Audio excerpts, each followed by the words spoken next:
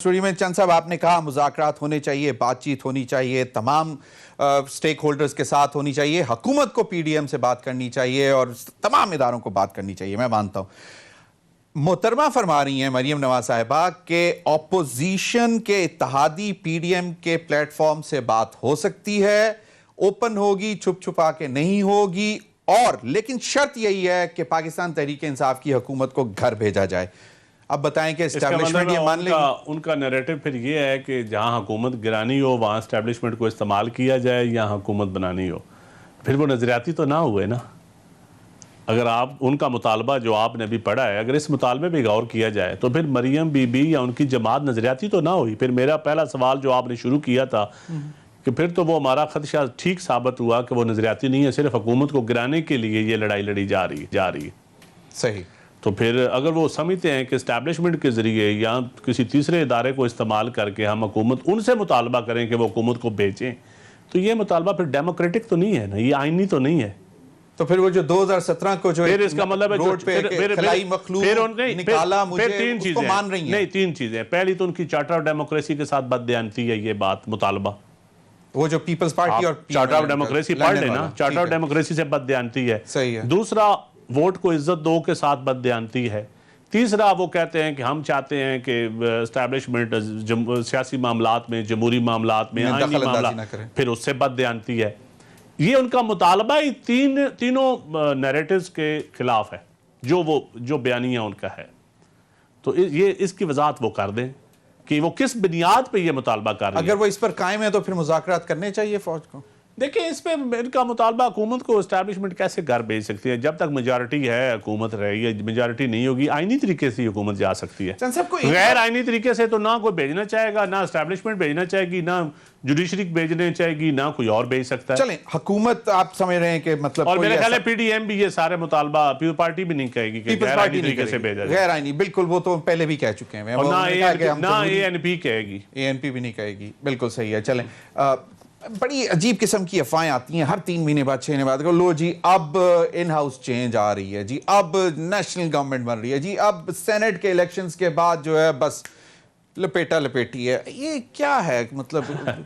ये हर नून लीग की भी हुकूमत होती थी, यही कहा जाता था सेनेट के इलेक्शन से पहले हो जी, सेनेट का इलेक्शन हो गया तो फिर मेजॉरिटी हो जाएगी सेनेट में। और अब भी यही कहा जा रहा है कि मार्च से पहले पहले जी मफरूज़े हैं, इसमें हकीकत कोई नहीं है। कोई नहीं, इन हाउस चेंज कोई किसी के ऊपर थपकी नहीं है कि भाई उठ के बोलो। नहीं, कौन जहांगीर तरीन साहब वापस आए हैं। जहांगीर तरीन साहब पीटीआई का हिस्सा है, कॉन्टिन्यूस, बिल्कुल हिस्सा है। इमरान खान साहब के दिल के उतने ही करीब हैं जितना पहले थे। ये मुझे नहीं पता, मैं बात नहीं कहूँगा, ये मैं सच्ची बात है, मैं स्वीपिंग स्टेटमेंट नहीं दे सकता इसके ऊपर, क्योंकि कोई एक ऐसा ब्यूरोक्रेट कहीं पे बैठा हुआ है, जब तक वो है तो जहांगीर तरीन साहब कंफर्टेबल नहीं होंगे। देखिए, इसमें बहुत सारी वजूहत हैं। अब उनकी अपनी दोस्ती है, उनका अपना एक तल्लक था जो मेरे से बहुत ज़्यादा, ये आप उस पर हम क्या, ये उनका ज़ातियात पे भी, जहाँ तक पार्टी की बात है, जहाँ तक पोलिटिकल बात है, वो खुद कह चुके हैं कि मैं पीटीआई का हिस्सा हूँ। लेकिन अभी जो जाती दोस्ती की तलक है, वो जो हलचल है रैंक्स के अंदर, पीएमएलएन के रैंक्स के अंदर, कि जी चलो वो बंदे शायद वहाँ से निकल रहे हैं तो वो पीपल्स पार्टी या पीएमएलक्यू में जाने के बजाय जहांगीर साहब को दोबारा एक्टिव कर दो कि यार दाना पाओ खींचो। नहीं, ऐसी मेरे ख्याल में अभी तक कोई मूव नहीं है। वैसे नून लीग के बंदे शामिल अगर हुकूमत करना चाहे तो हो सकते हैं, लेकिन हुकूमत कोई एफर्ट भी नहीं कर रही शामिल करने की। आपने कहा नून लीग में प्रो एस्टैब्लिशमेंट लोग ज्यादा हैं।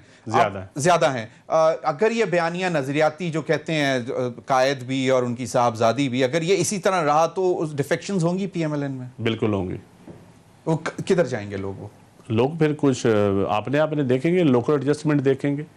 कुछ लोग हर सूरत इक़्तिदार में रहना चाहते हैं, वो भी आ जाएंगे, हुकूमत में आएंगे। कुछ लोग जो अपने आप को लोटा नहीं कहलाना चाहते, वो अपोजिशन की कोई और पार्टी ज्वाइन कर लेंगे। कुछ लोग मुस्लिम लीग की ठप्पा लगाने के लिए काफ लीग ज्वाइन कर लेंगे।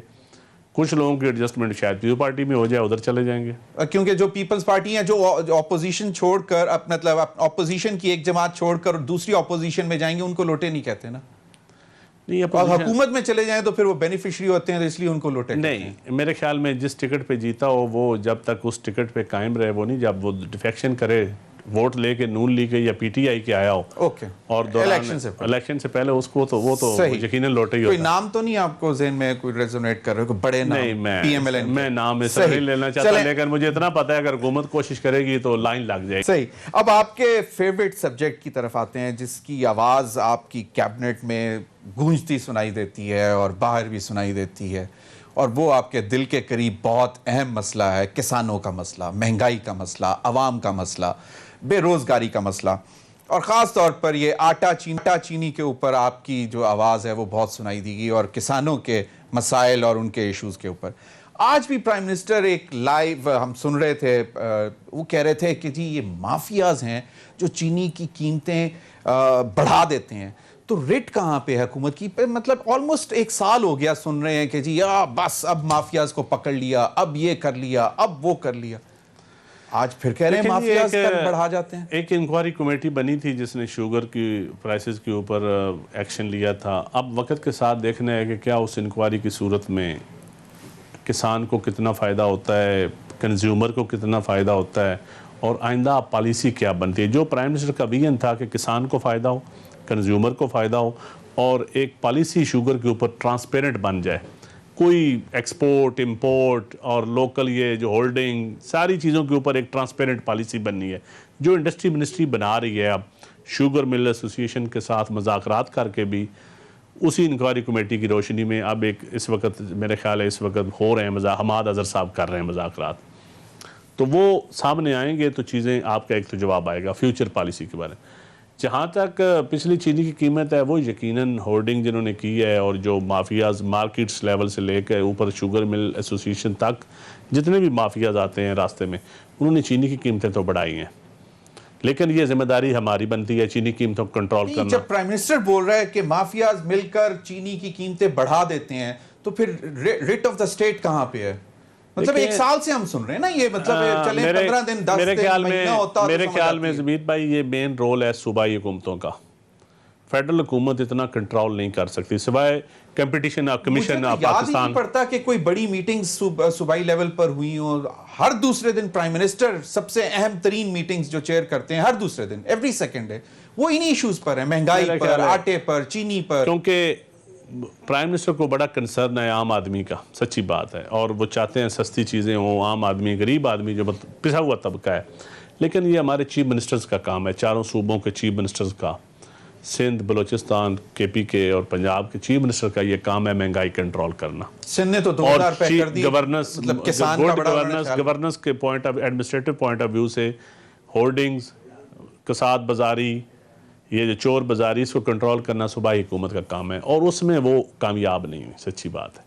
कौन नहीं कामयाब? सूबाई हुकूमतें कामयाब। तो फिर प्राइम मिनिस्टर किस बात के हैं? वो उनको क्यों नहीं कहते हैं? खींचते प्राइम मिनिस्टर देखें, प्राइम मिनिस्टर हर हफ्ते, आप जहां पे आपकी हुकूमत है, पंजाब में आपकी मेरी बात सुने, प्राइम मिनिस्टर हर चौथे, तीसरे, चौथे दिन प्राइस के ऊपर मीटिंग्स लेते हैं, जो प्राइम मिनिस्टर का हालांकि डोमेन में आता है as a political leader. After 18th amendment उतना ज्यादा ये चीफ मिनिस्टर्स का काम है, लेकिन चीफ मिनिस्टर ना करें तो फिर किसी ने तो करना है। कोई चीफ मिनिस्टर परफॉर्म नहीं कर रहा है। नहीं, परफॉर्म करना और चीज है। मैं जो महंगाई है इस हवाले से, मैं महंगाई के हवाले से जो कह रहा हूं कि जिस तरह deputy commissioner, assistant commissioners, market committees, एक पूरा मैकेनिज्म है नीचे, वो मैकेनिज्म प्रॉपर फुल थ्रोट के साथ फंक्शनल नहीं है। चीफ मिनिस्टर परफॉर्म नहीं कर रहे थे, इसलिए टाइगर फोर्स बना दी। आपकी बात से इत्तेफाक, टाइगर फोर्स बना दी ना फिर कि वो महंगाई पर। मैं आप सवाल कर रहे हैं, मैं जवाब अपनी मर्जी से दूंगा। चलिए ठीक है। आप चाहते हैं मैं चीफ मिनिस्टर का नाम लूं या सूबाई हुकूमत? नहीं, मैं ये नहीं चाहता। मैं कह रहा हूं assistant commissioner, price magistrates, market committees,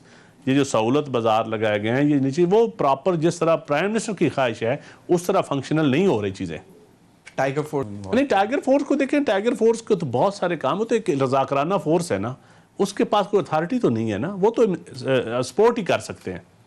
जहाँ पे नीचे इंतज़ामिया को कोई सपोर्ट चाहिए पब्लिक की, वो पब्लिक के लिए उनको एक रजाकाराना तंजीम दे दी है नौजवानों की, सही, जो खा वो शजरकारी हो, खा वो भल सफाई हो। मतलब यू आर वेरी राइट कि प्राइम मिनिस्टर के काम इतने नहीं है करने के जितने सूबाई हुकूमतों के हैं, और उनको डिलीवर करना चाहिए। इस हवाले से पॉलिसी दे सकते हैं, डायरेक्शन दे सकते हैं। सूबों को एक पॉलिसी देनी है सीसीआई के जरिए, काउंसिल ऑफ कॉमन इंटरेस्ट, लेकिन एक अम्ब्रेला पे बैठे हुए माफियाज को तो कंट्रोल जो है वो फेडरल गवर्नमेंट कर सकती है ना। अगर वो कहें कि वो बहुत स्ट्रांग है, स्टेट से ज्यादा स्ट्रांग हो गए। माफियाज को कंट्रोल करने के लिए एक ऐसी टीम भी चाहिए होती है जो माफियाज का हिस्सा ना हो।